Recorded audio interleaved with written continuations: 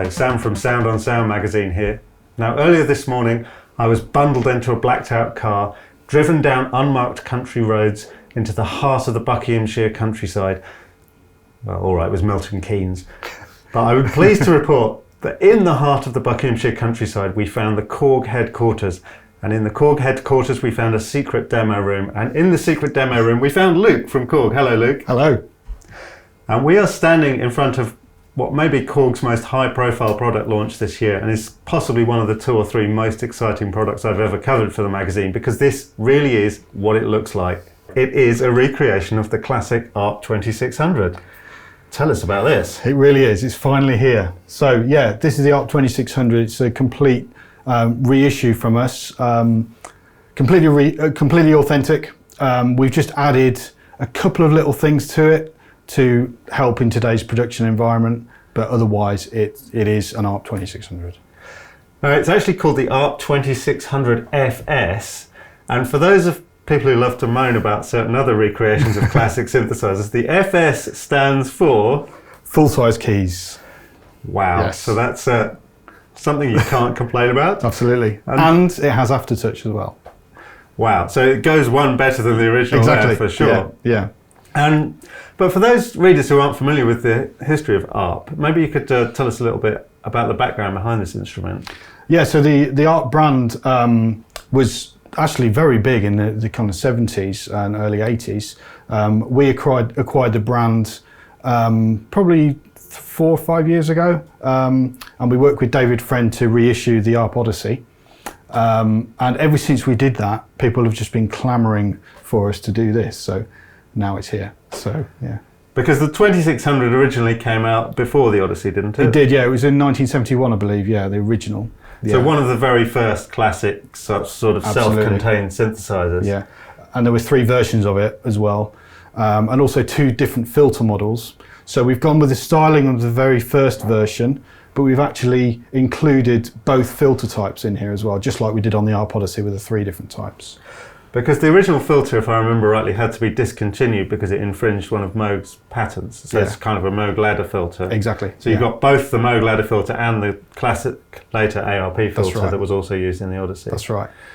Wow. Yeah. And everything's included, including the spring reverb. So proper spring reverb inside as well.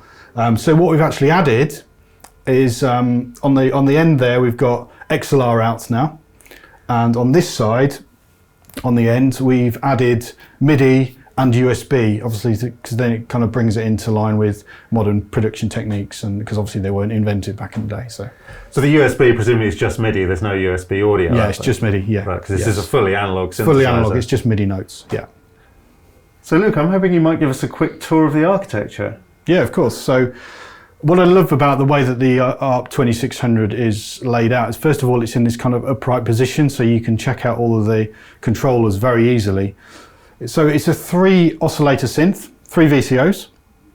So these are the different sections. Obviously, you can tune them. They have different waveforms. You can then set the levels of them here. This is the filter section with the 2 different types of filters we were talking about. Over here, we have 2 envelopes, completely independent. You have an initial gain, so you can just get a kind of a drone if you want to do that, which is great for sound design. This is your VCA section here. The spring reverb, which you can just bring up on these faders.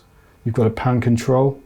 And then down the bottom here, you've got a noise generator, you sample and hold, and your voltage processors and ways to invert signals, incoming and internal CV signals as well, and of course speakers built in. But what's really cool is that it's a semi-modular synth. So what that means is you don't have to start patching straight away. You can make loads of cool sounds just by literally starting tweaking, and then if you want to take it that one step further, you can start to patching and rerouting signals with the cables.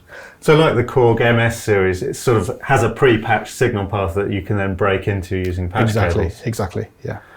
Wow, well this looks stunning, and if it sounds as good as it looks, then I'm sure a lot of people will be lusting after one. But is it going to be completely unaffordable?